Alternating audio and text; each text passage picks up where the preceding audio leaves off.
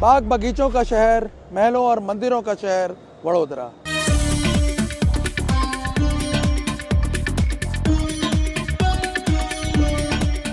नमस्कार। गुजरात का निर्णय लेकर अब हमारा काफिला कभी मराठों और गायकवाड़ राजपूतों की राजधानी रहे वडोदरा शहर में आ पहुंचा है।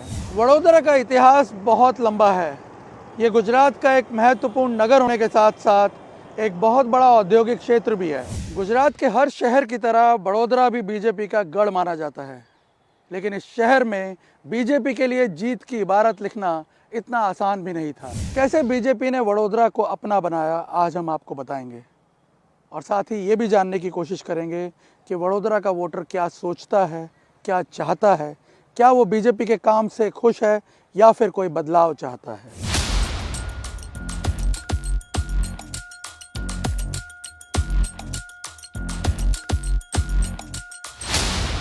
विश्व में बड़ौदा जाना जाता है दो चीज़ों के लिए, एक गरबा और दूसरा लक्ष्मी विलास पैलेस। इन दो के अलावा जिस तीसरी चीज के लिए वडोदरा जाना जाता है वो है बीजेपी का गढ़। 2017 का विधानसभा चुनाव वडोदरा शहर की 5 सीटें बीजेपी को, 2014 का लोकसभा चुनाव वाराणसी के अलावा मोदी के लिए सेफ सीट चुनी गई वडोदरा। प्रधानमंत्री मोदी यहां से 5,70,128 वोटों से जीते। टीवी मीडिया के लोग आज सुबह से चाहते थे कि मैं कुछ बोलूं,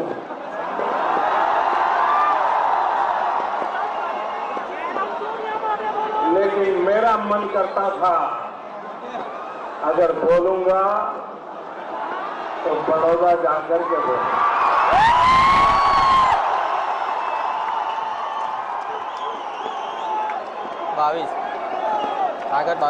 अगर पहला हक है तो बड़ौदा के मेरे भाई और बहनों। इसीलिए तो आज वडोदरा मोदी मोदी और बीजेपी बीजेपी करता है।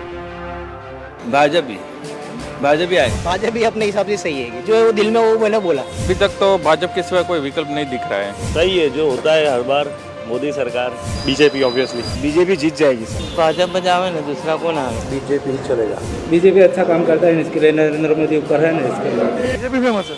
बीजेपी आएगी। इधर भाजपा बहुत अच्छा विकास करते हैं। लेकिन बीजेपी के लिए क्या ये यात्रा इतनी आसान रही?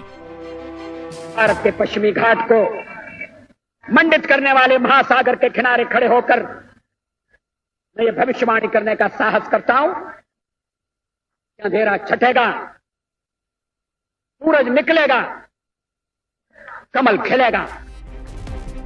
जिस साल 1980 में भारतीय जनता पार्टी की स्थापना हुई, उसी साल दिसंबर के महीने में अटल बिहारी वाजपेयी ने यह ऐतिहासिक भाषण दिया था। उन्हीं दिनों एक शख्स ऐसा भी था जो वडोदरा की इन्हीं गलियों में संघ के प्रचारक के रूप में काम कर रहा था। वो यहाँ बीजेपी के लिए जमीन तैयार कर रहा था। वो शख्स कोई और नहीं बल्कि आज के प्रधानमंत्री नरेंद्र मोदी थे, जो वडोदरा से पूरे गुजरात में बीजेपी के लिए जमीनी स्तर पर काम कर रहे थे। प्रधानमंत्री नरेंद्र मोदी का वडोदरा के साथ एक खास नाता रहा है और सालों तक वो यहाँ विभाग प्रचारक भी रहे और यही वो समय था जब काफ़ी एक्सपेरिमेंट्स हुए इस क्षेत्र में और उन राजनीतिक प्रयोगों की वजह से बीजेपी ने धीरे धीरे यहाँ पे अपना बेस बनाना शुरू किया। हम उसी पूरे प्रोसेस की तलाश कर रहे हैं कि आखिर कैसे ये सब पॉसिबल हो पाया और उसमें हमें पता चला कि ये जो इलाका है कोठी 4 रास्ता का, यहीं से इस पूरे प्रोसेस की शुरुआत हुई थी। यहीं पे संघ का कार्यालय जिसे हम इस वक्त ढूंढने की कोशिश कर रहे हैं, यहाँ कोठी की पोल बताया जा रहा है, वहीं है। वडोदरा में संघ प्रचारक नरेंद्र मोदी के निशान खोजते खोजते हम इस बियाबान बिल्डिंग में पहुंचे।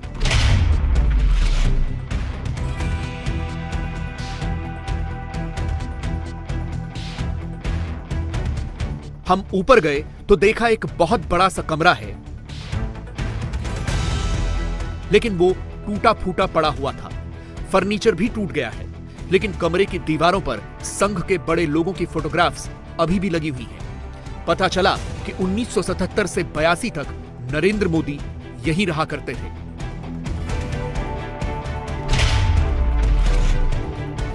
बीजेपी का आज वडोदरा में इस फॉर्मिडेबल पोजीशन में होना कोई संयोग नहीं है। इसके पीछे सालों की मेहनत गई है। और आपको बता दें, ये बिल्डिंग जो है और ये जर्जरित कमरा इस बात का गवाह है।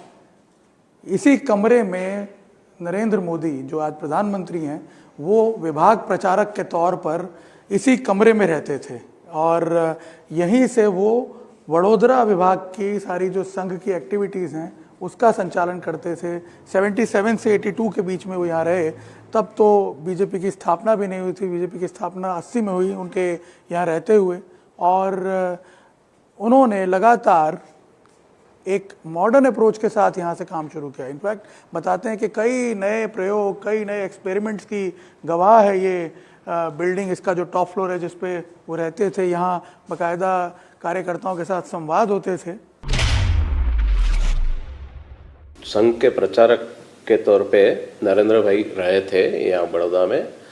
उस टाइम पे बड़ौदा एंड बड़ौदा सिटी के आसपास में जो उन्होंने बिल्कुल ग्रासरूट लेवल पे से बीजेपी को यहाँ पूरे कमल को खिलाने का जो एक्सरसाइज किया है ना, उसमें उनका योगदान बहुत रहा है। ऐसा हम क्लियर कट बोल सकते हैं। पहले हम क्लियर बोलते थे कि यार बड़ौदा तो एक लेबोरेटरी रही है, तो आज ऐसा लगता है कि वो जो काम किया है उसका रिजल्ट आज 27 साल बाद भी हम देख सकते हैं कि क्लियर कट मेजोरिटी के साथ भारतीय जनता पार्टी इस चुनाव में भी जीत सकती है। ऐसा चुनाव के पहले हम क्लियर कट बोल सकते हैं, क्योंकि लोगों के दिमाग में नाराजगी होगी, लेकिन नाराजगी मत में कन्वर्ट नहीं होती है।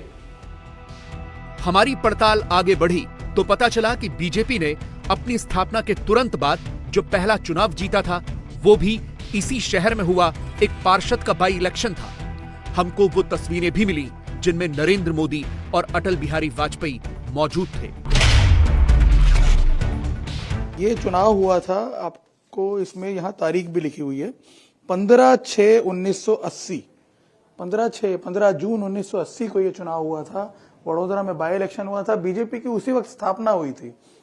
6 अप्रैल 1980 को बीजेपी की स्थापना हुई थी और उसी के कुछ समय बाद ये बाई इलेक्शन हुआ। और इस बाई इलेक्शन में पहली बार बीजेपी के सिंबल पे कोई कैंडिडेट जीता था, तो वो बड़ौदा में जीता था। ये बड़ौदा का एक इंटरेस्टिंग कनेक्शन है बीजेपी की ग्रोथ के साथ। और आपको बता दें सबसे इंटरेस्टिंग बात कि उन दिनों में नरेंद्र मोदी प्रचारक हुआ करते थे, विभाग प्रचारक हुआ करते थे वडोदरा में बीजेपी के। इसलिए इस जुलूस में शायद वो आपको नहीं दिखेंगे, लेकिन ये एक बड़ी इंटरेस्टिंग तस्वीर मिली है उसी के कुछ समय बाद की। वडोदरा में एक यही राव जुबली बाग जो एरिया है, वहाँ एक छोटी सी प्रचार सभा रखी गई थी और वहाँ पे ये बीजेपी के पुराने एक विधायक थे, नेता थे, एजुकेशन मिनिस्टर रह चुके हैं, नलिन भट्ट। नरेंद्र मोदी को यहाँ आप देख सकते हैं। प्रधानमंत्री वाजपेयी जो थे वो उस वक्त बीजेपी के बड़े चेहरों में माने जाते थे, वो इसमें मौजूद हैं। और यहाँ आप देखिए माधु भाई शाह जो इसी इलाके से कॉरपोरेटर बने थे बीजेपी के टिकट पे। नरेंद्र मोदी लगातार बीजेपी के लिए अंदर ही अंदर काम कर रहे थे, एक नेटवर्क खड़ा कर रहे थे, बीजेपी के भविष्य की जमीन तैयार कर रहे थे। इसी दौरान हमें किरण भाई मडीहा भी मिले जो वडोदरा में इसी इलाके में चाय की एक दुकान चलाते हैं। पता चला कि उस दौरान नरेंद्र मोदी इनकी दुकान पर आकर चाय पिया करते थे। यही वजह थी कि 2014 में जब नरेंद्र मोदी वडोदरा से सांसद का चुनाव लड़े तो उनके प्रस्तावक के तौर पर किरण भाई मडीहा भी शामिल थे। कम से कम 30-40 साल मेरे हो गए। 30-40 साल तो संबंध ही, क्योंकि मैं जब मेरी टपरी चाय की दुकान करीबन 55 साल के ऊपर हुए। मेरे पिताजी ये चला रहे थे, तब मैं छोटा यहाँ आता था। तब मोदी जी पीछे कोठी सर के वहाँ आते थे और 2-3 जन यहाँ चाय पीने आए और एक कप चाय मंगाए 3-4 जन बांट के पीते थे। और मजाक मस्ती करके निकल जाते थे। फिर कभी घर पे चाय मंगाया, मैं खुद देने जाता था घर पे। ऐसे बहुत पुराने पहचान है मोदी से। मोदी इसीलिए मोदी है क्योंकि संघर्ष के दिनों में उनका जिसने भी साथ दिया वो उनका आज तक सम्मान करते हैं। ऐसा नहीं है कि किरण भाई को मोदी सीएम या पीएम बनने के बाद भूल गए। मोदी जब सीएम थे तब भी किरण भाई उनसे मिले। मोदी जब पीएम बने तो किरण भाई दिल्ली जाकर मिले।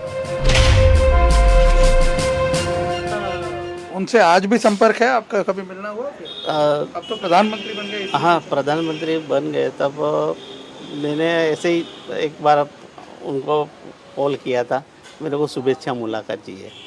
तो मेरे को क्या उनने रंजन मैन को बोला होगा शायद, तो रंजन मैन को बोला कि आप मेरे साथ दिल्ली चलो। तो उनके साथ मैं दिल्ली गया था और वहाँ उनके ऑफिस में मुलाकात हुई मेरी।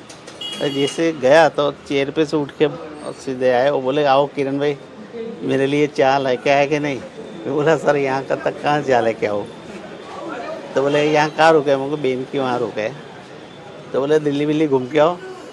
तो बोला अच्छा सर घूम के आऊँगा। नरेंद्र मोदी के लिए वडोदरा में ये काम आसान नहीं था, बहुत सी मुश्किलें थी। वो कांग्रेस का दौर था, पूरे देश में एक छत्र कांग्रेस का राज हुआ करता था। ऐसे दौर में मोदी ने वडोदरा में अपनी और अपनी पार्टी को पहचान दिलाई। वहां से पार्टी पूरे गुजरात में छाई और फिर साल 1995 में बीजेपी ने अपने दम पर गुजरात में सरकार बनाई।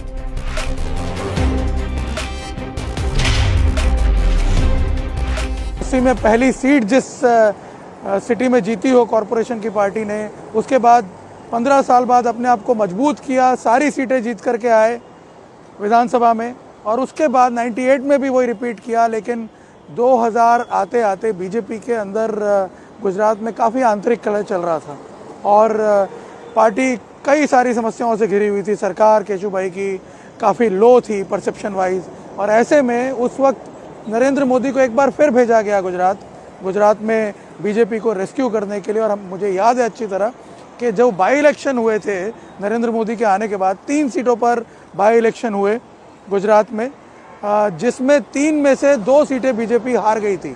नरेंद्र मोदी जिस सीट से लड़ रहे थे वो सीट बीजेपी जरूर जीती थी राजकोट की, लेकिन यहाँ सयाजीगंज की सीट भी बीजेपी हार गई थी बाई इलेक्शन में, जो कि एक तरह से नामुमकिन सा लगता था उन दिनों में और जैसा आज लग रहा है।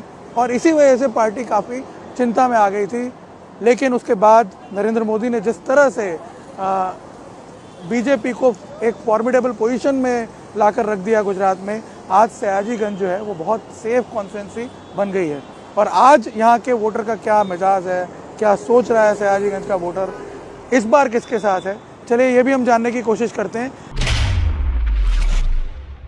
क्या लग रहा है इस बार सयाजीगंज की सीट पे क्या होगा? बीजेपी जीत जाएगी सर। बीजेपी जीत जाएगी? बिल्कुल सर। मतलब आप तो ऐसे बात कर रहे हैं जैसे जीत गई है। मतलब नहीं, मतलब काम किया है ना सर। अच्छा, हाँ काम किया है लोगों के लिए। मतलब जो डेवलपमेंट जो बोलते हैं ना कि जो मतलब सबका साथ सबका विकास, तो वो भी किया है और सबका ध्यान भी रखते हैं। ऐसा कुछ नहीं है। भले ठीक है थोड़ी महंगाई, रोजगार, वो सब समस्या तो हर सरकार में रहेगी, तो वो तो थोड़ा है। लेकिन अभी भी चलो हम तो यहाँ पर चलो एनबीएफसी में हम लोग जॉब कर रहे हैं, बट अभी भी बड़ौदा की लोकल पब्लिक ऐसी कितनी है जिसको रोजगार नहीं मिल रहा, है। बहुत सारे एरियाज ऐसे हैं जहाँ पर पीने का पानी नहीं है, स्ट्रीट लाइट नहीं है। ये मेन रोड है, चलो यहाँ पर सेलिब्रिटीज बड़े बड़े नेता यहाँ से गुजरते हैं, तो ये रोड मतलब परफेक्ट है। हमको लगता है भाई यहाँ पर विकास है। बस बड़ौदा की कितने इंटीरियर ऐसी जगह पर है जहाँ पर अंदर घुस के आप देखो तो कुछ भी मतलब आपको बैठने का मन ना करे। तो आम आदमी पार्टी ने दिल्ली में ज़्यादातर अच्छा वर्क किया है। अगर एक बार चांस दे दे तो मे बी पॉसिबल है कि कुछ करके दिखा सकते हैं। लेकिन बड़ौदा में तो आम आदमी पार्टी कहीं दिख ही नहीं रही है। नहीं दिख रही है बड़ौदा में आम आदमी। मैं दिल्ली की बात कर रहा था। नहीं, पर यहाँ की बात हम कर रहे हैं। यहाँ आपने विकल्प बोला, इस तरह से मैंने बोल दिया कि उन्होंने दिल्ली में अच्छा काम किया था। अगर उनको चांस देते तो मे बी पॉसिबल है कि वो अच्छा काम करेंगे।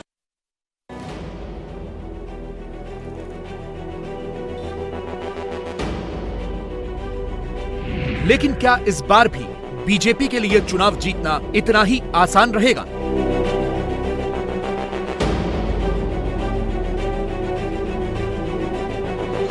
ये मधुभाई श्रीवास्तव हैं, जो वडोदरा की वाघोडिया सीट से बीजेपी के टिकट पर विधायक हैं। लेकिन इस बार पार्टी ने उनका टिकट काट दिया तो मधुभाई बागी हो गए। मधुभाई अपना गुनाह पूछ रहे हैं।